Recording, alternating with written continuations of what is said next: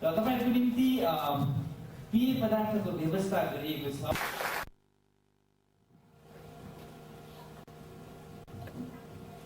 हवस् त सर्वप्रथम दयालु परमेश्वर पितालाई म धन्यवाद जनाउँदछु जसले हामी सबैलाई अति नै वास्ता र प्रेम फिक्री गरेर यो बहुमूल्य बेलुकी दिनुभयो। परमेश्वर बुवालाई धेरै धेरै धन्यवाद छ, कारण हामी यो संसारमा छौं र परमेश्वर पिताले यसरी चाहनु भएन भने हामी यसरी सम्मिलित भएर उहाँको महिमा प्रशंसा गर्न सक्दैनौं। कारण तपाईले आज विचार गर्नुहोस्, कतिजना मान्छे सिरियस अवस्थामा हस्पिटल गइरहेका छन् होला, कतिजनाको घरमा आज मृत्यु परिरहेको छ होला, कतिको घरमा लडाई झगडा भएर केस भएर अदालतमा जानु परिरहेको छ होला, कतिजना काममा व्यस्त भएर एकदम निरङ्कुश दुःख गरिराख्नु परेको छ होला।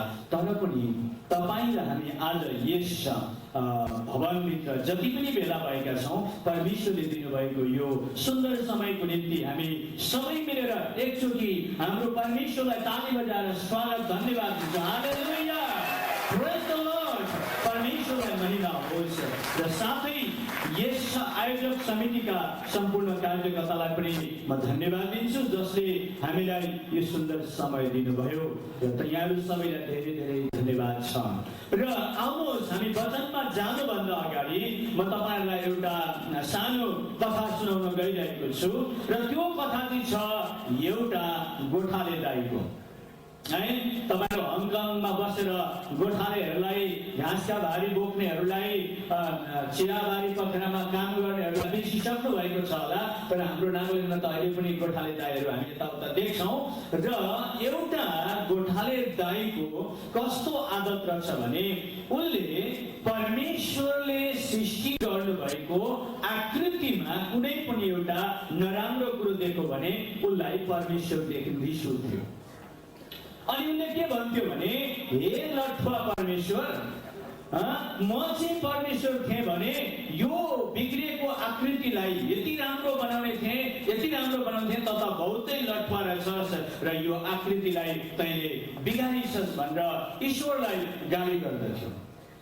त्यस्तै प्रकारले एक दिन त्यो गोठालाले आफ्ना बगाल चराउँदै अनि ऊ चाहिँ एकदमै मध्य दिनको समयमा पुगेछ अनि उसका बगाल पनि अगाएर एउटा रुखको फेदमा शयनमा बसिरहेका बेलामा त्यो गोठाले दाइ पनि त्यसो रुखका फेदमा छायामा ढुङ्गाको सिरानी लगाएर सुतेछ अनि त्यो रुखलाई त्यसले हेर्न थालेछ किनकि उसले कतै रुखमा केही त्रुटि भेटायो भने म ईश्वरलाई गाली गर्छु भनेर रुखलाई यसो हेर्न थालेछ हेर्दै लग्यो अनि 7-8 फिट गोलाइको रुख छ अनि कमसे कम 45 देखि 50 फिट अल्गो रुख छ त्यसका हाँगा पनि 3-4 फिट गोलाइका हाँगाहरू छन् र हेर्दै हेर्दै लग्यो हाँगामा हाँगा हेर्दै हेर्दै लगेर अनि त्यो टुप्पामा हेर्दा त त्यो रुख त त्यति ठुलो रुख त्यति अल्गो रुखको त्यसको दाना त यति सानो रहेछ गोठालालाई रिस उठ्यो ईश्वरदेखि ईश्वर त चाहिँ साँच्चै लठुवा होस्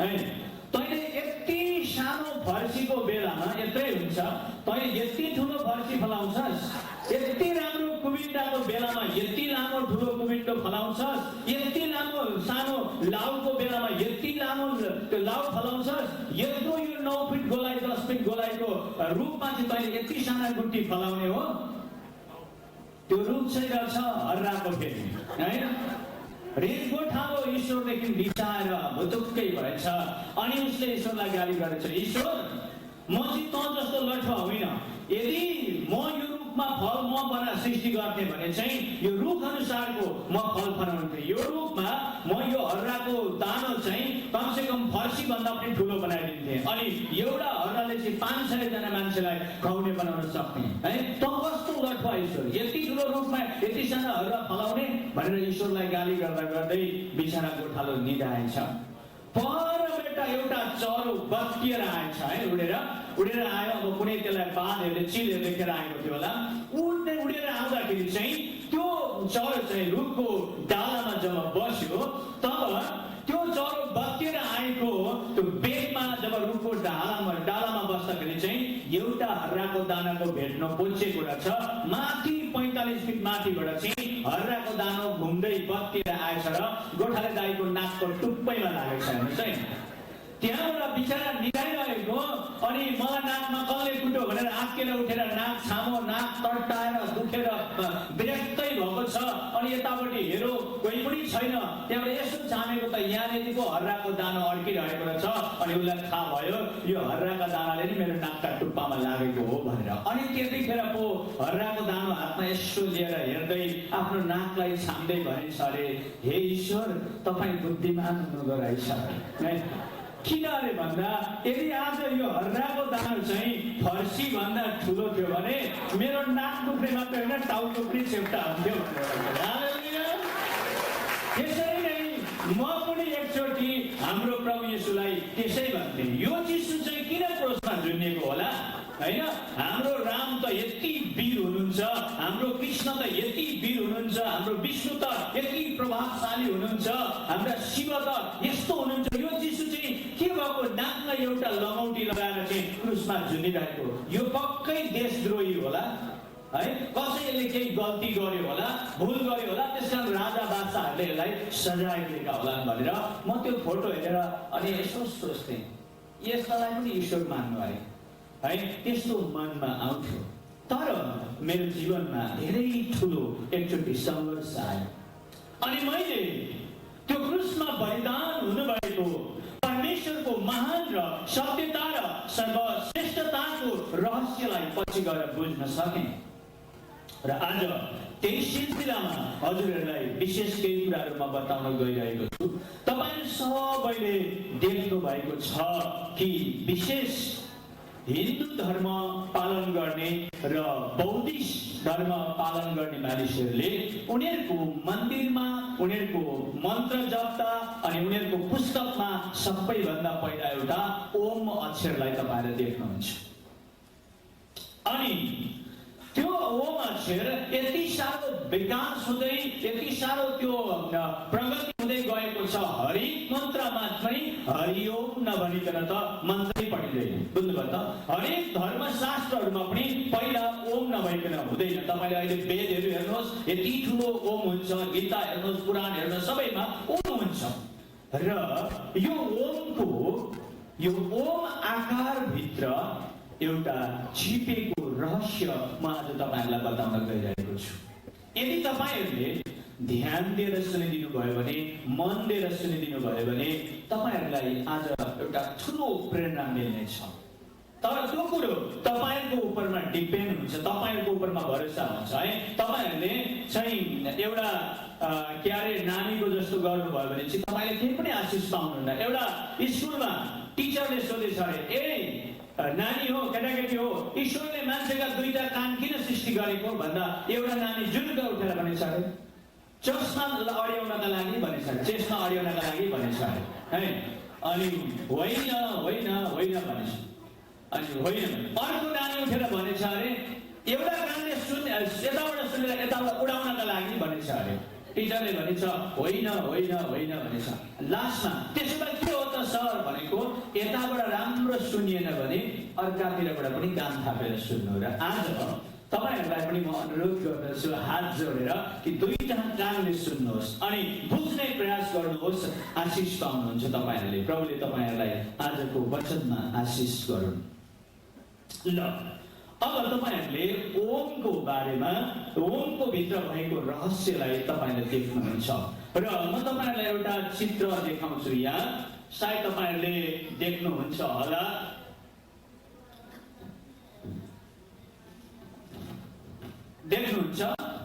देख्नुभयो?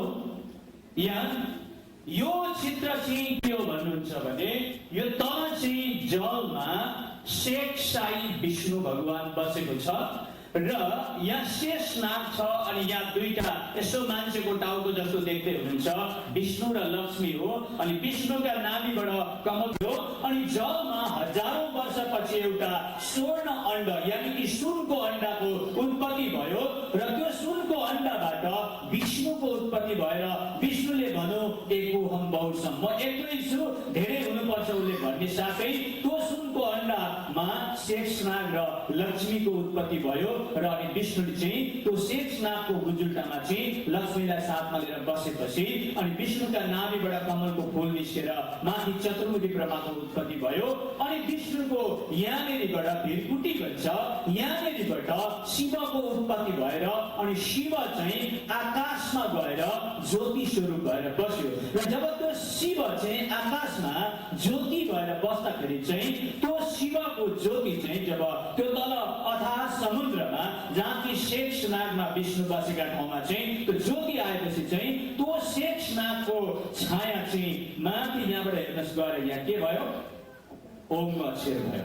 अब यो ओम अक्षरको टाउको चाहिँ यो शेषनागको टाउको, अनि यहाँ तल यता भएको यो ओमको जुन छ यो चाहिँ यहाँ विष्णु बसेको गुजुल्टो, अनि यहाँबाट यता आएपछि यो कमलको फूलको र यहाँ चाहिँ चतुर्मुखी परमा बसेको छाया चाहिँ आकाशमा गएर ओम चिन्ह भयो है, ओम चिन्ह भयो। र वेद विज्ञानले ओमलाई के भन्छ भने, जतिखेर आदिमा विष्णु जलाश्रय गरेर जलमा शेषनागमा बसेको थियो अनि जब शिव विष्णुको भ्रिकुटीबाट निस्केर आकाशमा ज्योति स्वरूप भएर बस्दा त्यो ज्योति चाहिँ जब समुद्रमा आउँदा त्यो विष्णुको शेषनागको छाया चाहिँ आकाशमा गयो। साँच्चै नै तपाईले एउटा एक्जाम्पलको निम्ति तपाईले यहाँ थालमा पानी राख्नुहोस् र कहीँ खिड्कीबाट घामको टप त्यो थालमा पर्यो भने त्यो थालको पानीको छाया माथि सिलिङमा गएर झर्किन्छ। र त्यसरी नै यो तल यसको जुन आकृति छ त्यो चाहिँ यहाँ माथि ओम भएर भयो। र यो ओम चाहिँ कुनै ईश्वर पनि होइन, कुनै भगवान पनि होइन, कुनै देवता पनि होइन, यो चाहिँ एउटा वेद विज्ञानको भनाइ अनुसार यो आदिमा छाया मात्रै है। यो मेरो भनाइ मात्रै होइन, हरेक धर्मशास्त्रले यो कुरालाई प्रमाण गरेको छ। र मैले तपाईलाई अलिकति चित्र देखाएँ। अब त्यो चित्र तपाईले आफ्नो हृदयमा राखी छोड्नुहोस्। जब त्यसरी त्यो माथि आकाशमा ओम देखा परेपछि त्यो चतुर्मुखी ब्रह्माले उसले चारैपट्टि नजर पहिला सृष्टि गर्न आँट्दा चारैपट्टि नजर हेर्दाखेरि उसले आकाशमा त्यो ओम आकारमा देख्यो। तर उसलाई थाहा भएन कि यो तल हाम्रो छाया माथिमा आकाशमा गएर ओमकार भएको भनेर उसलाई थाहा भएन। र उसले के गर्यो भने, मैले सबैभन्दा पहिला आकाशमा देखेको यो ओमकार हो र यही नै सायद ईश्वर होला भनेर अनि चतुर्मुखी ब्रह्माले पहिला त्यो ओम शब्दलाई प्रयोग गर्न सुरु गर्यो।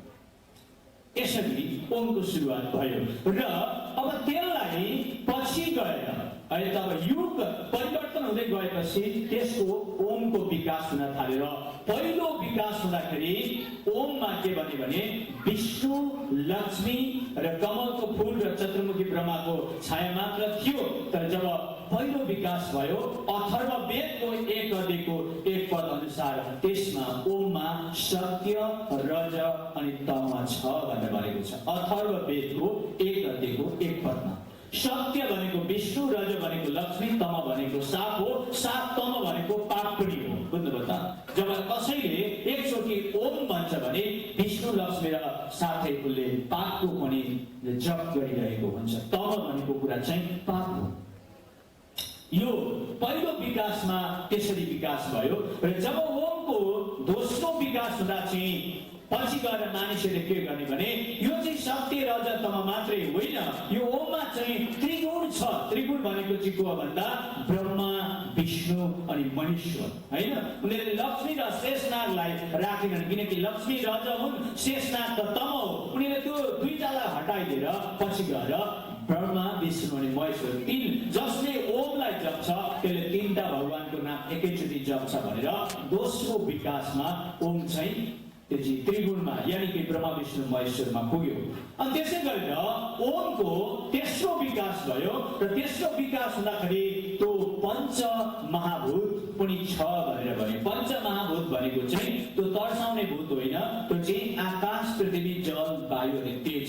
ओममा यी 5 वटा महातत्त्वहरू छन् र जसले ओम अक्षरलाई जप्छ त्यसले यो पञ्च महातत्त्वलाई जपिरहेको हुन्छ भनेर त्यसलाई विकास गर्न थाल्यो। आखिरी त त्यो छाया मात्रै थियो है, छाया मात्रै छ। तपाईहरु बुझ्दै हुनुहुन्छ मैले भनेको कुरा? यस हजुर, साउन्डले दिक्कत भयो कि भन्नुहोस् है, बुझ्नु भएन भने म दोहोऱ्याउन चेष्टा गर्छु। र अनि 5औं विकास हुँदाखेरि चाहिँ त्यो वेद चाहिँ पञ्चतन मात्रामा पुग्यो भन्छ। पञ्चतन मात्रा भनेको यो नेपाली शब्द हो। पञ्चतन मात्रा भनेको चाहिँ अ, उ, म, चन्द्र, बिन्दु। बुझ्नुभयो त? अ, उ, म, चन्द्र, बिन्दुबाट चाहिँ ओम भयो है, ओम भयो। र यो अ, उ, चन्द्र, बिन्दु, ओमकार भएकोलाई चाहिँ पञ्चतन मात्रा छ त्यहाँ भनेर अनि त्यसलाई पछि विकास गर्यो। र 6औं विकासमा चाहिँ के भन्यो भने 6औं विकासमा पुग्दाखेरि चाहिँ अ भनेको चाहिँ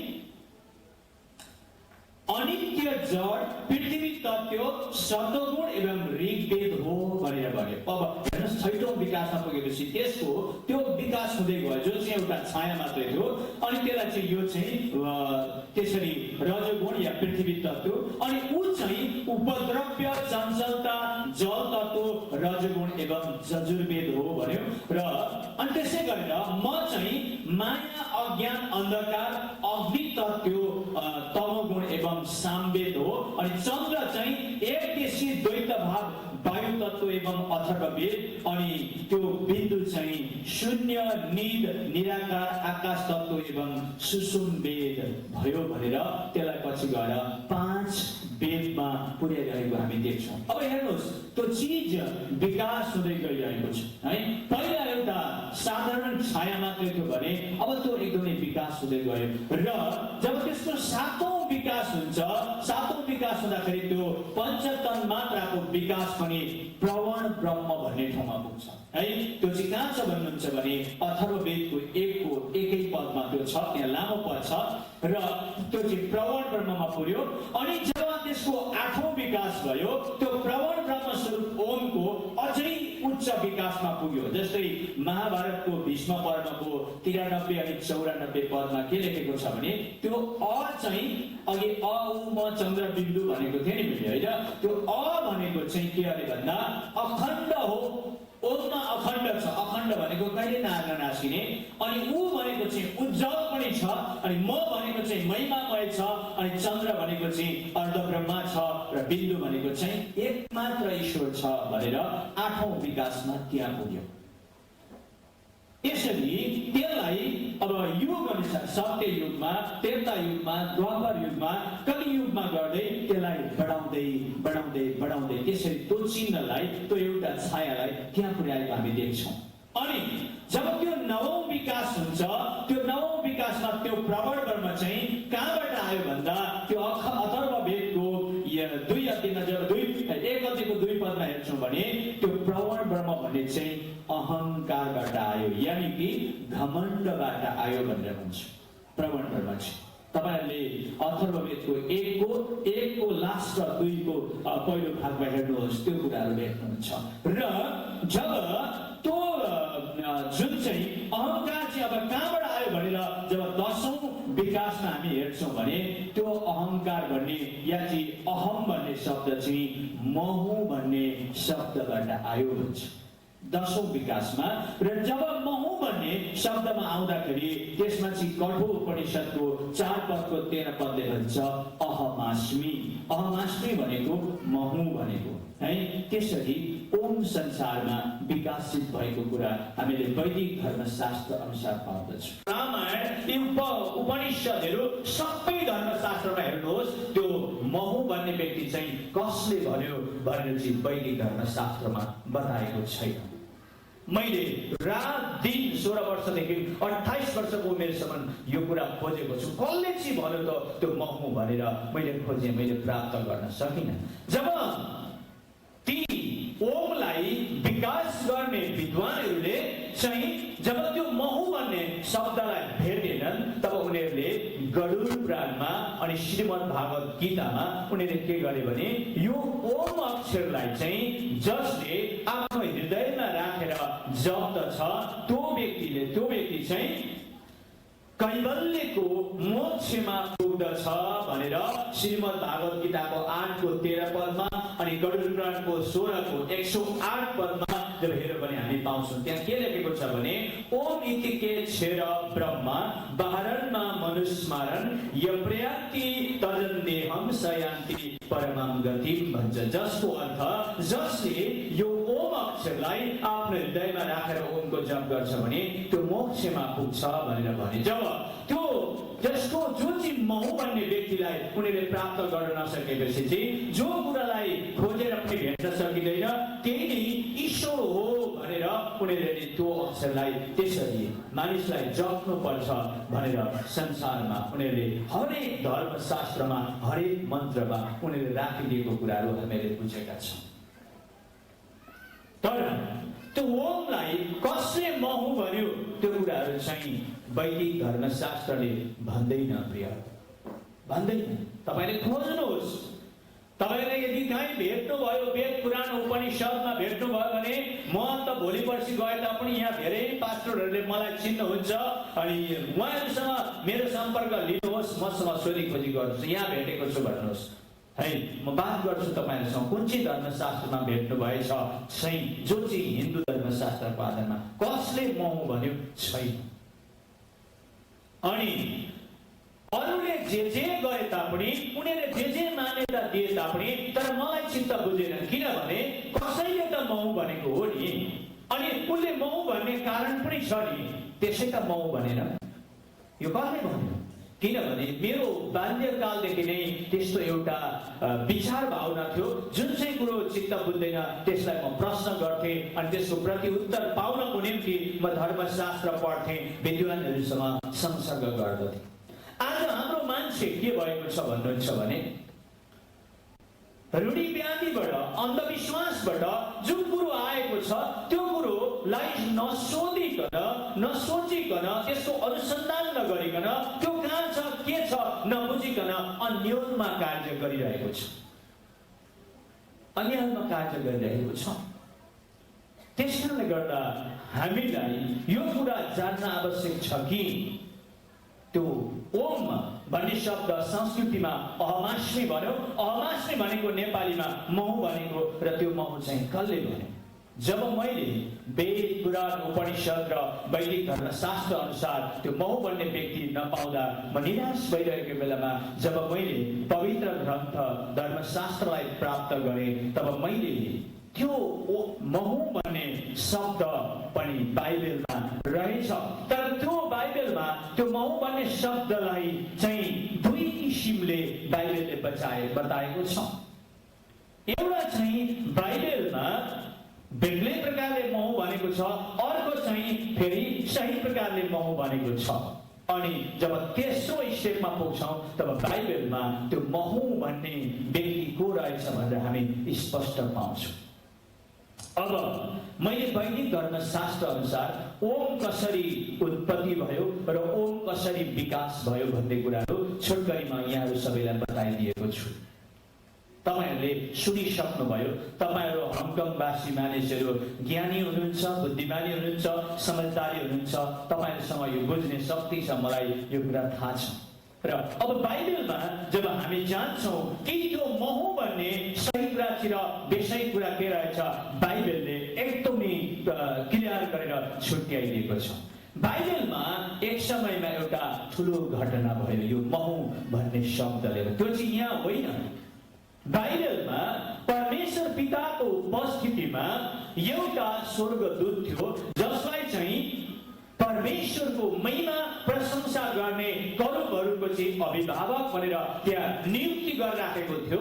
अनि उसले चाहिँ ती उसका करुबहरूलाई लिएर जब परमेश्वरलाई आराधना प्रशंसा गर्दाखेरि चाहिँ परमेश्वरलाई आनन्दित बनाउँथ्यो, त्यो स्वर्गमा त्यो अभिभावक करुब यानी कि स्वर्गदूतको हृदयमा घमण्ड आयो र उनले परमेश्वर पिताको विरुद्धमा के भन्यो भने उनले गलत प्रकारले महु भनेको कुरा हामी बाइबलमा पाउँछौँ। मैले बाइबलमा महु भन्ने शब्द खोजेँ, कसले भनेको रहेछ भन्दाखेरि बाइबलमा अब मैले पहिला चाहिँ नेगेटिभ कुराहरू भेटाएँ कि बाइबलमा एउटा व्यक्तिले चाहिँ के गरेको रहेछ भने गलत प्रकारले महु भनेको रहेछ। मैले भेटेँ त्यो कहाँ रहेछ भन्नुहुन्छ भने यशायाको पुस्तक 14 अध्यायको 12 देखि 15 पदसम्म पढ्यो भने त्यो स्वर्गदूतले परमेश्वर पिताको उपस्थितिमा के भनेछ भने 5 वटा कुरामा महु भनेछ। उसले पहिलो महु भनेछ म मेरो सिंहासन उच्च पार्नेछु, यानी कि परमेश्वर भन्दा उच्च पार्नेछु।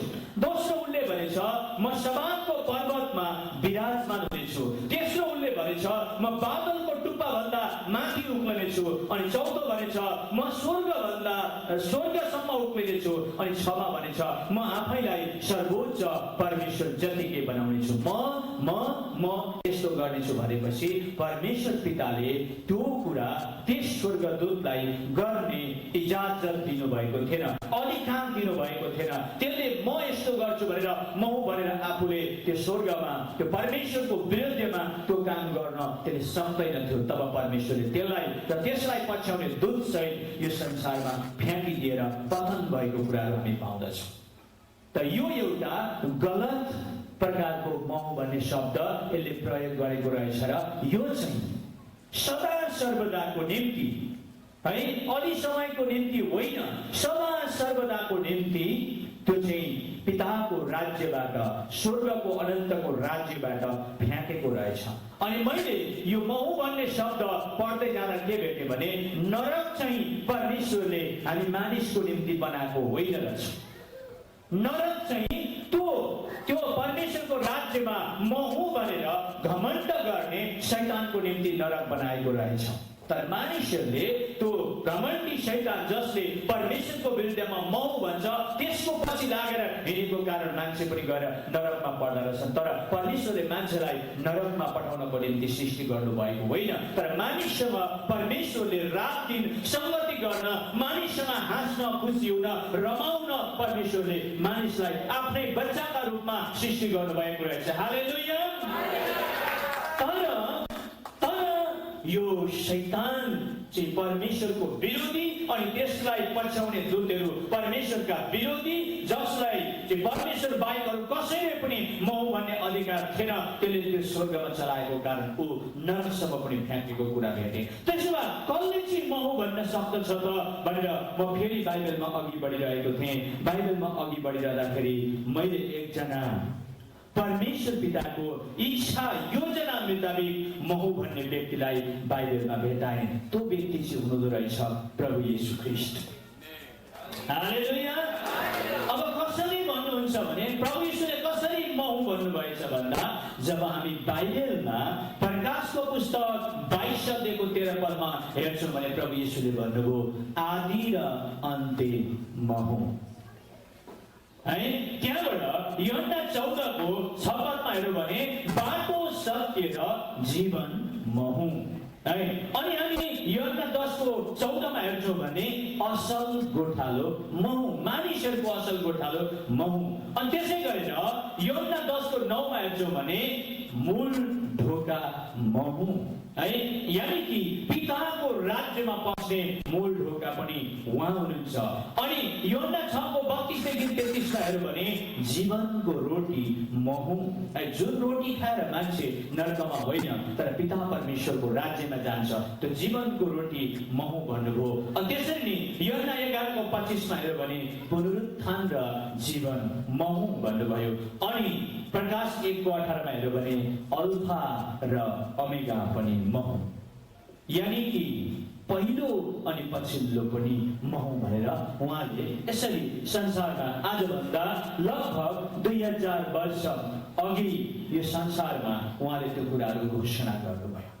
अब तपाईले देख्नुभयो बाइबलको इतिहासमा परमेश्वर पितादेखि बाहेक दुईजना व्यक्तिले म हुँ भनेका रहेछन्। एउटा चाहिँ परमेश्वर पिताको योजनादेखि बाहिर शैतानले र त्यसलाई म हुँ भनेको कारण स्वर्गदेखि त्यो नरकसम्मको निम्ति पनि फ्याँकिएको रहेछ र त्यसलाई पछ्याउने ती सबै मानिसहरू पनि र त्यसका दूतहरू पनि नरकमा जाँदा रहेछन् भन्ने कुरा हामीले हेर्यौँ भने अब दोस्रो व्यक्ति चाहिँ प्रभु येशू ख्रीष्ट जुन चाहिँ परमेश्वर पिताको इच्छाबाट उहाँले म हुँ भन्नुभएको रहेछ भन्ने कुरा हामीले हेर्दैछौँ। र प्रभु येशू ख्रीष्ट चाहिँ कसरी परमेश्वर पिताको इच्छाद्वारा म हुँ भन्नुभयो भन्दा मत्तीको पुस्तक 3 अध्यायको 16-17 पदमा हेर्नुहोस्। प्रभु येशू ख्रीष्ट जर्दन नदीमा गएर जहनको हातमा बप्तिस्मा लिन जानुभएको थियो। जब उहाँले बप्तिस्मा लिएर नदीबाट बाहिर निस्किने साथै आकाश उग्रियो र आकाश उग्रिएपछि अनि परमेश्वर पिताले प्रभु येशू र पिताका बीचमा एउटा व्यक्तिलाई पठाउनु भयो जसलाई बाइबलले भन्छ पवित्र आत्मालाई मेडिएटर गराएर परमेश्वर पिताले आकाशवाणीबाट यो कुरा घोषणा गर्नुभयो यिनी मेरा प्रिय पुत्र हुन् म यीदेखि प्रसन्न छु। हालेलुया। शैतानले जब म हुँ भन्यो त्यसलाई पत्तालमा फ्याँकियो, त्यो नरकमा फ्याँकियो जहाँ चाहिँ अनन्तको मृत्यु छ, जहाँ दुःख छ, जहाँ कष्ट छ, जहाँ पीडा छ, जहाँ दुःख र पीडाको अन्त हुँदैन त्यो त्यहाँसम्म फ्याँकिने गयो भनेदेखि चाहिँ प्रभु येशूलाई चाहिँ पिताले के भन्नुभयो भने यिनी मेरा प्रिय पुत्र हुन् यीदेखि म अति प्रसन्न छु। हालेलुया। अब जसले यो विश्व ब्रह्माण्डको रचना गर्नुभयो, जसले तपाईँ हामी सबैलाई जीवनको साथ दिनुभयो, जसले तपाईँ र मलाई जीवित राख्नु भएको छ, जसले तपाईँ र मलाई मुक्ति पाएको चाहनुहुन्छ, जसले तपाईँ र मलाई पाप र अधर्मबाट क्षमा पाएर स्वर्गीय सन्तान, स्वर्गीय परिवार, ईश्वरका परिवार भएर जिएको चाहनुहुन्छ, त्यो परमेश्वरले चाहिँ तपाईँ र मेरो उद्धारकर्ता र मुक्तिदाता बनाएर पठाएको प्रभु येशूले जब जर्दन नदीमा बप्तिस्मा लिएर निस्किँदाखेरि त्यो कुरा भन्नुभयो। अब यो कुरो परमेश्वरको इच्छा मुताबिक भयो। अनि हामी त्यसै गरेर जब हामी मत्तीको पुस्तक 17 अध्यायको 5 पदमा हेर्छौँ भने जब प्रभु येशू ख्रीष्ट र उहाँका चेलाले उहाँ एउटा पहाडमाथि गएर प्रार्थना गर्दाखेरि उहाँ परमेश्वरको उपस्थितिमा पस्नुभयो बादलले घेरिरहेको बेलामा, त्यतिखेर परमेश्वर पिताले अर्को एउटा कुरा भन्नुभयो त्यहाँ यिनी मेरा प्रिय पुत्र हुन् म यीदेखि अति प्रसन्न छु तिमीहरूले यिनका कुरा सुन भनेर त्यहाँ लेखेको छ। हामी मानव जातिलाई जसले यो विश्व ब्रह्माण्डको रचना गर्नुभयो त्यो परमेश्वरले भन्दै हुनुहुन्छ प्रभु येशू ख्रीष्टका कुरा चाहिँ तिमीहरूले सुन किनभने उदेखि चाहिँ प्रसन्न छु। अनि त्यो प्रभु येशू ख्रीष्टले चाहिँ अघि मैले भने 7 चोटि म हुँ भनेर घोषणा गर्नुभयो। त्यसकारण हामीले प्रभु येशू ख्रीष्टको सर्वश्रेष्ठता र सर्वमहानतालाई हामीले बुझ्नु पर्दछ र प्रभु येशू ख्रीष्ट त्यो म हुँ भन्नमा एकदमै सत्य अनि साँचो र एकदमै सही व्यक्ति हुनुहुन्छ जसले तपाईँ हामीलाई उहाँको शक्ति र सामर्थ्यमा उहाँले तपाईलाई मलाई मुक्ति दिनुहुन्छ र प्रभु येशू ख्रीष्ट संसारमा आफ्नो खुसी र आफ्नो इच्छाले महु भन्न आउनु भएन। अब हामी एउटा दुईटा बाइबलका पद हेर्नेछौँ। यूहन्ना 8:42 पदलाई म पढेर सुनाइदिन्छु, हजुरहरूले सुनिदिनुहोस्। यूहन्ना 8:42 पदलाई यहाँ यीशुले के भन्नुभयो भने, यीशुले तिनीहरूलाई भन्नुभयो, परमेश्वर तिमीहरूका पिता हुनुहुँदो हो त तिमीहरूले मलाई प्रेम गर्ने थियो, किनभने म परमेश्वरबाट निस्कि आए, म आफ्नो इच्छाले आएको होइन, तर उहाँले मलाई पठाउनु भयो। हालेलुया, हालेलुया। उहाँ जब संसारमा आउनुभयो त उहाँ आफ्नो इच्छाले आउनु भएन, पिता परमेश्वरले उहाँलाई त जहाँ छोरा भनेर पिताको धामबाट पठाउनु भएर पिताबाट उहाँ निस्कि आउनु भयो। त्यसकारण उहाँ महु भन्न लायक हुनुहुन्छ, योग्यको हुनुहुन्छ। अनि अब जब हामी फेरि यूहन्ना 5:19 हेर्छौँ भने एउटा विशेष कुरा हामी भेट्छौँ। यूहन्ना 5:19 म पढिदिन्छु हजुरहरूको निम्ति।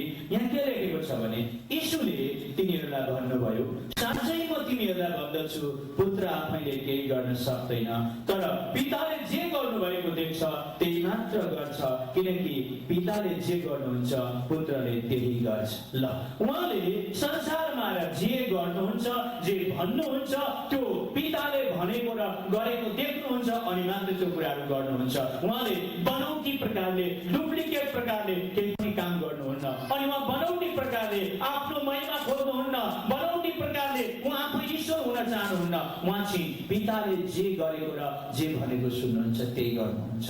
त्यसकारण उहाँ महु भन्न, पिताले जब महु भन्नुहुन्छ भने उहाँले पनि महु भन्न सक्नुहुन्छ। र त्यसै गरेर हामी फेरि यूहन्ना 14:19 11 सम्म हेर्नेछौँ। त्यहाँ पनि एउटा विशेष कुराहरू हामी पाउँछौँ। यूहन्नाको 14:9 हामी 11 सम्मलाई हेर्नेछौँ। म पढिदिँदैछु हजुरहरूको निम्ति। यहाँ एउटा व्यक्तिले के भन्छ भने, यीशुले 8बाट पढ्छु। फिलिपले उहाँलाई भने, हे प्रभु, हामीलाई पिता देखाउनुहोस्, त्यति भए हामीलाई पुग्छ। यीशुले तिमीलाई भन्नुभयो, फिलिप, यतिको समयसम्म म तिमीहरूसँग छु, तैपनि तिमीले मलाई चिन्दैनौ। जसले मलाई देखेको छ त्यसले पितालाई देखेको छ। तिमी कसरी भन्न सक्छौ हामीलाई पिता देखाइदिनुहोस्? म पितामा छु र पिता ममा हुनुहुन्छ भनेर के तिमी विश्वास गर्दैनौ? जुन बाणी म तिमीहरूलाई भन्दछु त्यो मैले मेरो आफ्नै अधिकारमा बोलेको होइन, तर ममा वास गर्नुहुने पिताले आफ्नो काम गर्नुहुन्छ। र मलाई विश्वास गर कि म पितामा छु र पिता ममा हुनुहुन्छ, नत्र भने यी कामहरूकै खातिर पनि विश्वास गर। हेर्नुहोस्, पिताले उहाँलाई अधिकार दिनुभएको कारणले मात्रै उहाँले महु भन्ने शब्द प्रयोग गर्नु। तर संसारलाई भरमाउने, संसारलाई पाप र अधर्ममा गिराउने शैतानलाई पिताले त महु भन्न दिएको थिएन। त्यसले आफ्नो इच्छाले महु भनेको थियो। तर आज प्रियहरू, संसारमा जो मानिसले आफ्नो इच्छाले महु भन्यो, जो स्वर्गदूतले आफ्नो इच्छाले महु भन्यो र उसले परमेश्वरको विरुद्धमा एउटा राज्य खडा गर्न चाह्यो, आज सहस्र मान्छेहरू त्यसको चौडा बाटोमा हिँडेर आज प्रचण्ड अग्निकुण्डको लक्ष्यतिर भइरहेका छन्। तर प्रभु येशू ख्रीष्ट जो परमेश्वरबाट निस्केर आउनुभयो अनि महु भन्ने प्रभु येशूले तपाईँ र मेरो निम्ति बचाउन चाहनुहुन्छ।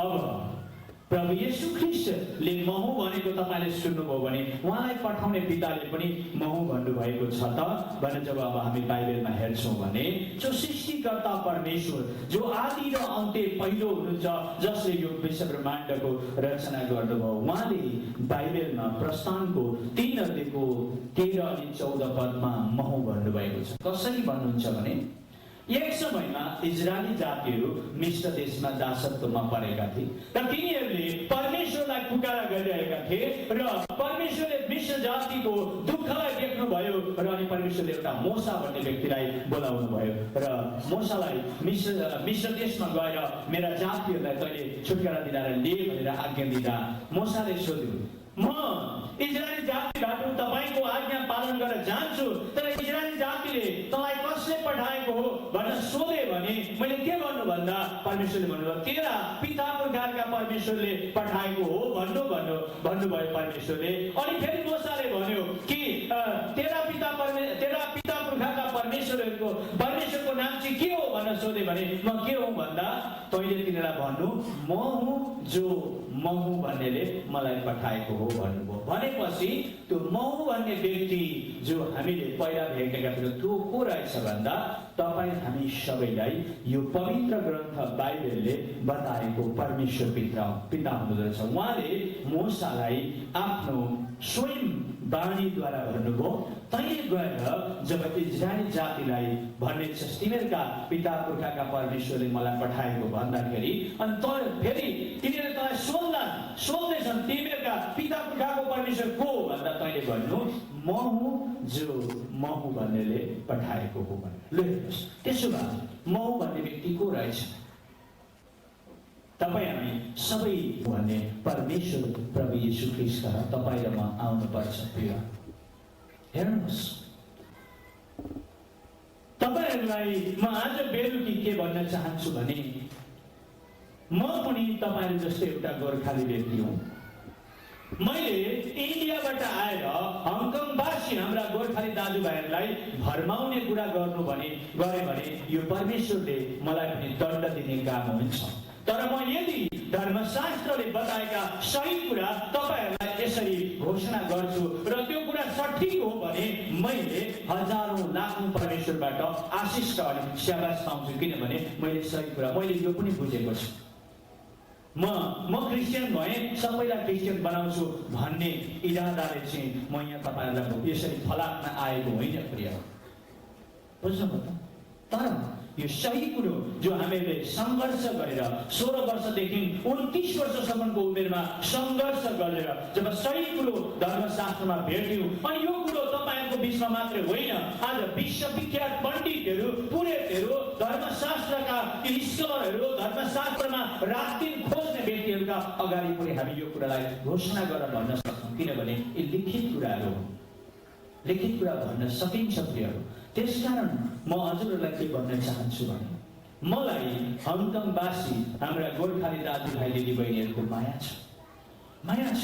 तपाईको आत्मा बाँचेको म चाहन्छु। तपाईको आत्मा बाँचेको हाम्रो रेभरेन्ड टिका थोमस चाहनुहुन्छ। तपाईको आत्मा बाँचेको हङकङका प्रत्येक मण्डलीका गुरु बाबा पास्टर बाबाहरू चाहनुहुन्छ। किनकि तपाईहरूको आत्मा हेर्नुहोस् न, त्यो शैतान कस्तो दुष्ट शैतान छ। उसले स्वर्गमा परमेश्वरको उपस्थितिमा उपद्रव गर्यो, परमेश्वरको उपस्थितिमा काम बिगार्यो अनि स्वर्गबाट फ्याँक्यो अनि संसारमा उसले के गर्यो भने मानिसलाई पनि आफूसँग नरकमा लानको निम्ति विभिन्न प्रकारको मेथड तपाईलाई मेरो अगाडि राखिदियो, विभिन्न प्रकारको युक्ति राखिदियो जसले तपाईलाई मलाई सिधै नरकमा लिएर जान्छ। त्यसकारण आज युगको अन्तमा प्रभु येशूले तपाईँ र मेरो निम्ति एउटा चिन्ह राखिदिनु भएको छ। त्यो चिन्ह हो यो क्रुस। हालेलुया। तपाईँ ओमबाट होइन, तपाईँको स्वस्ति चिन्हबाट होइन, तपाईँ विभिन्न चिन्हबाट होइन।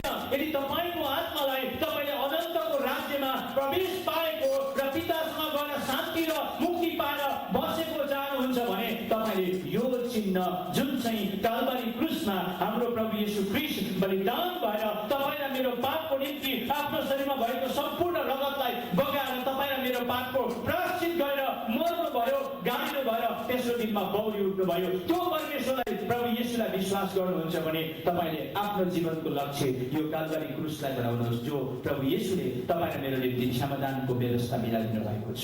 हालेलुया। Praise the lord. यो सच्चाइ कुरो हो प्रियहरू। अब यो कलिजुग हो, यसमा हामीले पौराणिक कुराहरूका पछि लागेर तपाईँले र मैले मुक्ति पाउँदैनौँ। मुक्ति पाउने हो भने कलिजुगमा परमेश्वरले तपाईँ र मेरो निम्ति व्यवस्था मिलाइदिएको कुरालाई तपाईँले र मैले विश्वास गर्नुपर्छ। तब मात्रै तपाईँले र मैले मुक्ति भन्ने कुराहरू प्राप्त गर्न सक्दछौँ, अनन्त जीवन प्राप्त गर्न सक्छौँ। हेर्नुहोस् प्रभु येशू ख्रीष्ट कति नम्र व्यक्ति हुनुहुन्छ, कति एउटा आदरणीय व्यक्ति हुनुहुन्छ, कति माननीय व्यक्ति हुनुहुन्छ जसले तपाईँ र मेरो सम्पूर्ण पापको प्रायश्चित्तको काम पनि आफैले गर्नुभयो। तपाईँ र मेरो निम्ति जो तपाईले र मैले बलि हुनुपर्ने त्यो काम पनि उहाँले नै गर्नुभयो। सबै काम उहाँले सिद्ध्याउनु भयो। अनि तपाईँ र मलाई भन्नुहुन्छ, हे सबै थाकेका र बोझले दबिएका हो, म कहाँ हो, म तिमीहरूलाई विश्राम दिनेछु। मेरो जुवा आफैमाथि ल्याऊ र मसँग सिक, किनकि म विनम्र र कोमल हृदयको छु, अनि तिमीहरूले आफ्ना आत्मामा विश्राम पाउनेछौ, किनकि मेरो जुवा सजिलो छ अनि मेरो भारी हलुका छ भनेर भन्नुहुन्छ। त्यस्तो दयालु परमेश्वर प्रभु येशू, जो सम्पूर्ण धर्मशास्त्रले उम्ल्याएर पुष्टि गरेको प्रभु येशूलाई यदि हामी इन्कार छौँ र संसारको रूढी व्याधि र अन्धविश्वासको पछि लाग्छौँ भने तपाईँ र मेरो अन्तिम दशा प्रचण्ड अग्निकुण्डमा हुनेछ। तपाईँहरूलाई म अहिले पनि यहाँ प्रश्न गर्न सक्छु, तपाईँले मलाई सही उत्तर दिन सक्नुहुन्न। जब दशैं आउँछ, हाम्रा दाजुभाइ दिदीबहिनीहरूले दशैं र तिहार मान्छन्, अनि तिहारमा एउटा प्रथा छ, हाम्रा नेपाली दाजुभाइ दिदीबहिनीले देउसी र भैली खेल्छन् है। म पनि पहिला खेल्थेँ। देउसी र भैली खेल्दा के भन्छन् भने, ए झिलिमिली झिलिमिली देउसुरे, ए फुलको झिलिमिली देउसुरे, ए कोलाको थाममा देउसुरे, ए चारबाई जम्मा देउसुरे, ए आएका हामी देउसुरे, ए चिप्लो बाटो देउसुरे, ए भगिमिलाको लाठो देउसुरे, ए टेक्दै आयो देउसुरे, ए बढै घर देउसुरे, ए बढै चाला देउसुरे भनेर। अनि के भन्छन् भने, यसै हामी देउसुरे, ए आएका होइनौ देउसुरे, ए बलि राजाको देउसुरे, ए हुकुममा हुँदा देउसुरे भनेपछि त अब बलि राजाले किन देउसी खेल्न पठायो नेपालीलाई थाहै छैन। लु, थाहा छ भने भन्नुहोस् त किन पठाएको? छैन। पठायो। म नेपालमा गएँ, नेपालमा गएर नेपालका पण्डितहरूसँग बसेँ, नेपालको इतिहासलाई पल्टाएर हेरेँ। म नेपालीको छोरो हुँ। कुन चाहिँ नेपालमा कति, कुन चाहिँ अञ्चलमा, कति हजार वर्ष अगाडि, कुन चाहिँ जिल्लामा, कुन चाहिँ वार्ड नम्बरमा, कसको घरमा कुन चाहिँ बलिराजाले नेपालीका छोरालाई देउसी खेल्न पठाएको छ भनेर इतिहास पल्टाइकन हेर्छु, छैन। अनि त्यहाँबाट त बलि राजाको देउसुरे, ए हुकुममा हुँदा देउसुरे भनेपछि त अनि भन्छ रामचन्द्रको कथापट्टि, अरे हरिचन्द्र राजाको कथापट्टि उसपट्टि लगे। अब बलि राजाले किन पठायो, के भनेर पठायो थाहै छैन। हेर्नुहोस्, जो हामीहरूले अन्धविश्वासमा गरिरहेका छौँ, रूढिवादमा गरिरहेका छौँ, तर जब हामीले पत्तो लगायौँ, ऋग्वेदको 10 अध्यायको 83 सूक्तको 6 पदले भन्दो रहेछ, 28औं कलियुगमा हिन्दू धर्मका चावडै खुट्टा भाँचिनेछन् र त्यो शक्तिहीन हुनेछ, अनि त्यतिखेर मिलेच्छ धर्म स्थापना हुनेछ।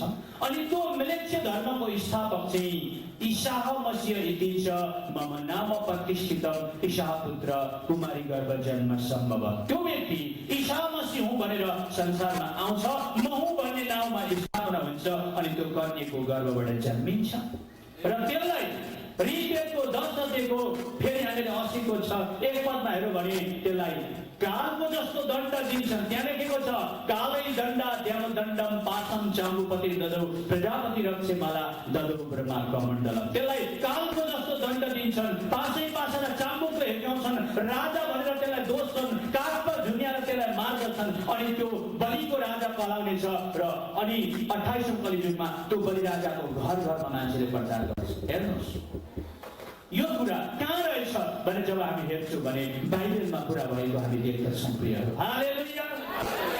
बाइबलमा त्यो कुराहरू पुरा भयो। प्रभु येशूले आजभन्दा 2000 वर्ष अगाडि उहाँ बलिको राजा भएर कालवारी क्रुसमा मर्नुभयो। तपाईँले क्रुसमा टाँगेको बेलामा त्यो माथिपट्टि एउटा अक्षर हेर्नुहोस् न, त्यो चारवटा अक्षर देख्नुहुन्छ, INRI भनेर लेखेको हुन्छ। एनडी त्यसको अर्थ यहुदीहरूको राजा भनेर लेखेको छ।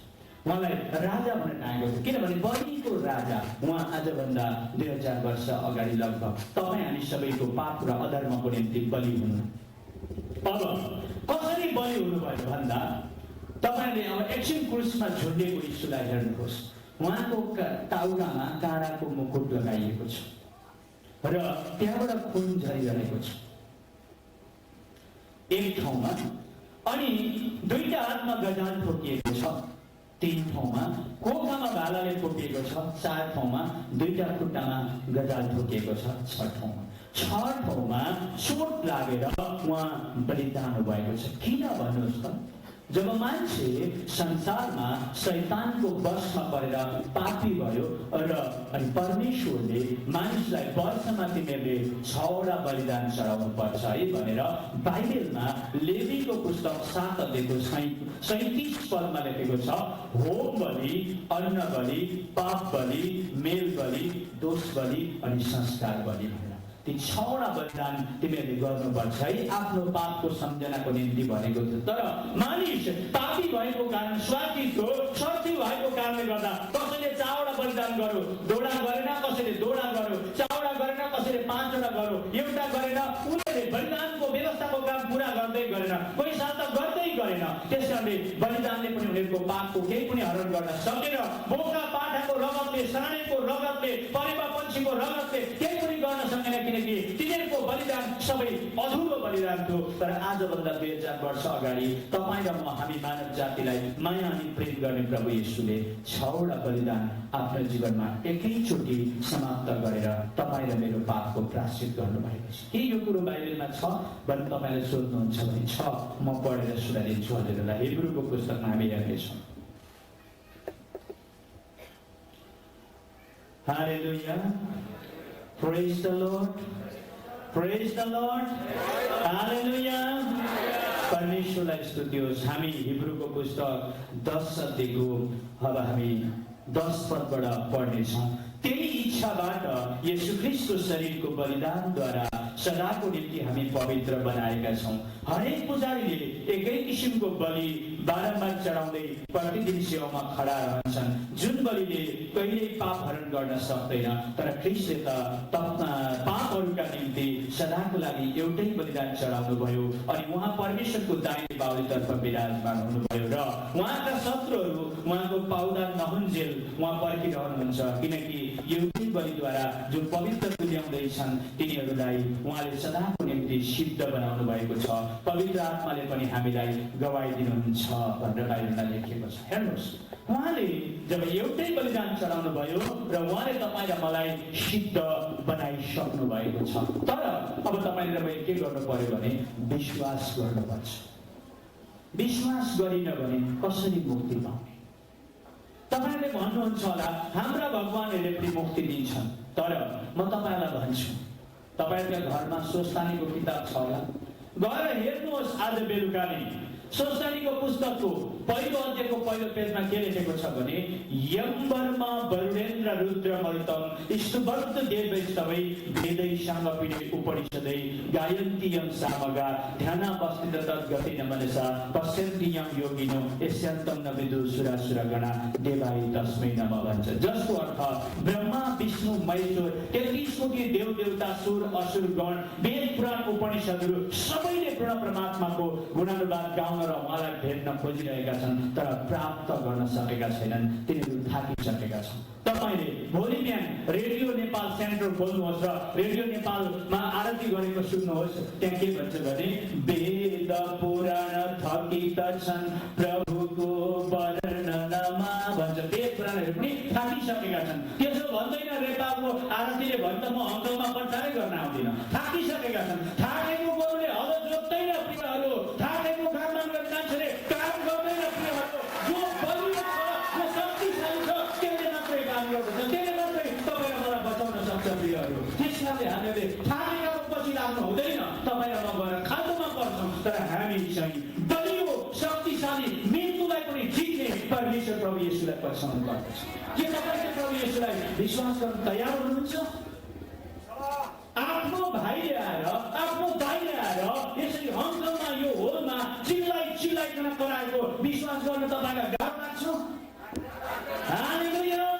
हामीले विश्वास गर्नुपर्छ त्यो प्रभु येशूलाई। त्यो प्रभु येशूको पछि लाग्नुपर्छ। उहाँ तपाईँ र मलाई पितामा पुर्याउने बाटो, सत्य र जीवन। हालेलुया। उहाँदेखि बाहेक हामी कोही पनि पिता कहाँ जान सक्दैन। किनभने मैले तपाईँलाई देखाएँ त ओमबाट है कसरी कहाँ के भएको रहेछ कनेक्सनहरू। हेर्नुहोस् हामी धर्ममा पर्नु हुँदैन। त्यसकारण जसले यो क्रुस चिन्हलाई आफ्नो लक्ष्य बनाएर प्रभु येशूको पछि लाग्दैन ती मान्छेहरूको गतिविधि कस्तो छ म तपाईँलाई भनिदिन्छु। हामी पनि एकदिन त्यस्तै थियौँ है। हामी पनि त्यही गल्लीबाट आएका हौँ। तिनीहरूलाई घरमा एउटा आठाने लाग्यो। आठाने भनेको एउटा लडी मरेको जागृत आत्मा हो। आठाने लाग्यो एउटा बिजुवालाई बोलाएर एउटा कुखुराको चल्लो लिएर त भन्छ ल्याएर ए को बिन्ती ए होपा बिन्ती गर्दै त्यो कुखुराका चल्लामा त्यो आठानेलाई सारिदिन्छ। ओके। अनि एउटा प्रेत आत्मा लाग्यो त्यसलाई पनि एउटा भूतमा पुजेकै छ। भूत लागो पुजेकै छ। ग्रह लागो पुजेकै छ। नक्षत्र लागो पुजेकै छ। डङ्केली लागो पुजेकै छ। शङ्केली लागो पुजेकै छ। सबैलाई पुजेको छ। अब तपाईँले मेरो आत्मालाई त्यो परमेश्वरमा जान्छ। गीतामा पढ्नुहोस् 9 अध्यायको 56मा लेखेको छ जसले चाहिँ भूतलाई पुज्छ भूतसँगै जान्छ। जसले चाहिँ देवी देवतालाई पुज्छ तिनीहरूसँग मिल्छ र एकदिन नाश हुन्छ। जसले पितृहरूलाई पुज्छ तिनीहरूसँग पुगेर त्यो पनि नाश हुन्छ। जसले पूर्ण परमात्मा परमेश्वरलाई भेट्छ त्यसले अनन्तको मुक्ति पाएर अनन्तको राज्यमा जान्छ भनेर गीताको 9 अध्यायमा लेखेको छ। भने के चाहिँ हेर्नुहुन्छ प्रियहरू तपाईँहरू? के हेर्नुहुन्छ? किन आँखा बन्द गर्नुहुन्छ र भूत प्रेतको पछि लाग्नुहुन्छ? ग्रह नक्षत्रको पछि लाग्नुहुन्छ? मान्छेले चन्द्रलोकमा गएर अब घर बनाउन आँटिसक्यो। ताराहरूमा गएर मुर बनाउन आँटिसक्यो। अब पनि तपाईँले त्यसलाई चन्द्रमा मनुष्य सूर्य ज्योति भनेर ढोकिराख्नु तपाईँलाई कसरी मन लाग्छ प्रियहरू? गलत काम हामी नगरौँ। अब यो भनेको विकास उन्नति विद्या बुद्धिले परिपूर्ण भएको युगमा तपाईँहरू हामी छौँ। त्यसकारण गर्दा हामी अन्धविश्वासको पछि नलागौँ प्रियहरू। हामी सही विश्वासमा हौँ। तपाईँ र मलाई प्रभु येशूले सही विश्वास। एउटा क्रिस्चियनलाई तपाईँले एउटा यति ठुलो कुकुरी लिनुहोस् हातमा र त्यसका हात खुट्टा बाँधेर त्यसलाई घोप्टो बनाएर राख्नुहोस् र अनि यो भूतलाई पुज भन्नुहोस् त बरु तपाईँको कुकुरी काट्नको लागि गला थाप्छ भूतलाई पुज्दैन। किनभने उसलाई भूतलाई पुजेर नर्क जान मन छैन। कोही हुनुहुन्छ भूत पुज्ने क्रिस्चियन? कोही पनि छैन भूत पुज्ने क्रिस्चियन। परमेश्वरलाई पुज्दछ। त्यो हो एउटा आफ्नो ईश्वरप्रतिको प्रतिबद्धता। जसरी एउटी हाम्रा स्त्रीहरू नेपाली गोर्खा स्त्रीहरूले आफ्नो लोग्नेलाई ईश्वर बराबर मान्छे अरू लोग्नेसँग परगमन गर्न चाहदिन। किनभने ऊ प्रतिबद्धता हुन चाहन्छे। यदि संसारको कुनै पनि स्त्रीले आफ्नो लोग्नेलाई प्रतिबद्धता मान्नुपर्छ भने आफ्नो आत्माको पतिलाई चाहिँ किन हामी हजारौँ करोडौँ 33 कोटी बनाउँछौँ भन्नुहोस् न? किन बनाउँछौँ? कसलाई खुसी पार्ने? कुन चाहिँ ठाउँमा जाने? यो आत्मा भाग हुन्छ भएपछि मरेपछि कोही चाहिँ विश्वलोकमा कोही चाहिँ शिवलोकमा कोही देवी लोकमा कोही भूत लोकमा कोही तपाईँ र मेरो आत्मा कतिवटा छ? एउटै छ प्रियहरू। भाग हुन सक्दैन। त्यसकारणले प्रभु येशूले भन्नुभयो जो मका आउँछ त्यसले एउटै विश्वास एउटै प्रभु एउटै बप्तिस्मा है एउटै सम्बन्ध हुन्छ। जो आज हामीले भेटौँ र हाम्रा दाजुभाइ दिदीबहिनीहरू बिचमा हामी ल्याउँदैछौँ। तपाईँहरूले विश्वास गर्नुहोस् प्रिय। र म अब धेरै लामो भन्न चाहदिनँ। हाम्रो समय सकिसकेको छ। मलाई पहिला दसैँमा टिको लाउँदाखेरि मन्त्र पढ्न खुब राम्रो लाग्थ्यो। म पढ्दथेँ। हेर्नुहोस् के भनेर पढ्दथेँ तपाईँलाई थाहा छ? आयुन्द्रो नसुते श्रियन्त दशरथे शत्रु छयङ्गा गवे ऐश्वर्यं नौसे गतिष्ठ पावने मानं च दुर्योधने सूर्यो शान्त बने बलं च हलधरे सत्यं च कुन्ती सुते सुज्ञानं विदुर प्रभुति भगवान् श्रीकृष्ण नारायणे सर्वै मङ्गलमङ्गल्यं शिवे सर्वरसाधिके शरणे त्र्यम्बके गौरी नारायणे नमस्तुते। अहिलेको दशैँको टिको सहस्र दशैँको निम्तो भनेर टिको लगाइदिन्थ्यौँ। तर मैले पछि त्यो सांस्कृतिक शब्दको अर्थ खोजेँ। आयु द्रोण सुते श्रियं च दशरथे भनेको के रहेछ भन्दा आयु चाहिँ द्रोणको छोराको जस्तो होस् भनेको रहेछ।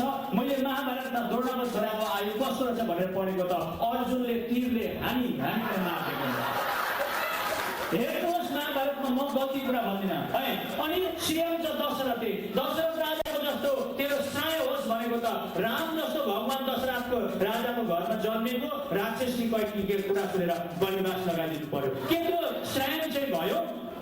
शत्रु छाया च्याङ्ग्रो गफी मान्छेको शैतान मान्छे होइन शैतान हो त्यो शैतान जबसम्म परमेश्वर पिताले त्यसलाई त्यो फुकेर मार्दिनुहुन्न नष्ट गर्नुहुन्न त्यो शैतान रहिरहेको छ तपाईँ र मेरो शैतान चाहिँ अहिले संसारमा सकेको छैन एक दिन परमेश्वरले मात्रै त्यसलाई सक्नुहुन्छ अनि ऐश्वर्य नहुसे अरे नहुस राजाको जस्तो ऐश्वर्य होस् भनेको छ तर अंशमा झगडा परेर अनि भाइहरूले सबै अंश लाँदाखेरि नहुस राजा चाहिँ नदीमा गएर घाम तट्टेका बेलामा बालुवामा सुत्दाखेरि डढेर मरेको छ त्यस्तो ऐश्वर्य राम्रो हुन्छ गति त पाउने हावाको जस्तो गति होस् अरे अहिले यहाँ तपाईँले चाहिँ तपाईँ यहाँ चाहिँ फेरि पनि फाइटरम्यान हुनुहोस् त एउटा नेपाली त्यो पहिलाको फाइटरम्यानले तपाईँलाई के गर्दो रहेछ होइन गति त पाउने हावाको जस्तो गति हुन गाह्रो छ तपाईँलाई बलम छ हलदरे अनि बलरामको जस्तो बल भएको होस् भनेर अनि सत्यम छ कुन्ती सुते कुन्तीका छोरा पञ्च पाण्डवको जस्तो सत्य होस् अरे 5 वटा भाइले एउटी बुढी बिहे गरेको छ नेपाली सत्य हो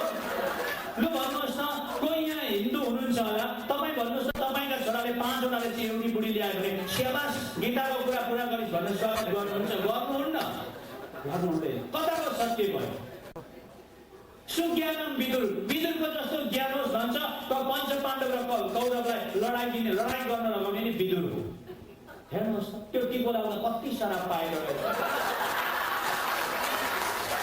त्यसकारण तपाईँ र मैले आज आफ्नो देशमा भोक्तभोग गर्न सकेका छैनौँ प्रियहरू तपाईँ र मैले आफ्नो देशमा आज हेर्नुहोस् हङकङवासी कहाँ शिखरमा पुगेका छौँ तपाईँ हामी चाहिँ त्यहाँ गलीमा हङकङमा आयो गोर्खाली भाइ युकेमा गयो गोर्खाली भाइ आफ्नो नेपालमा चाहिँ माओवादीले सक्न आँटेको छ आफ्नो देशको विकास खत्तम भएको छ हामी तितर बितर भएका छौँ यदि सही आशिष थियो भने आज यो गति हुन्थ्यो